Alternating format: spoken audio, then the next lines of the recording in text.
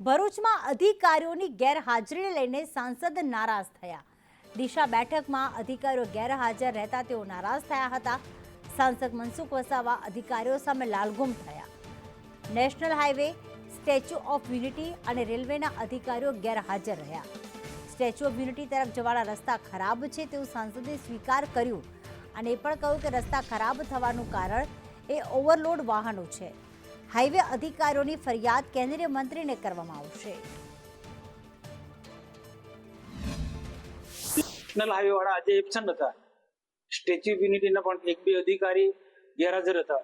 આ બધાનો અમે ખુલાસો માંગવાના છે અને આવનારા દિવસોમાં અમે ભારત સરકારને પણ અમે લખીશું ને લખ્યું છે આમ।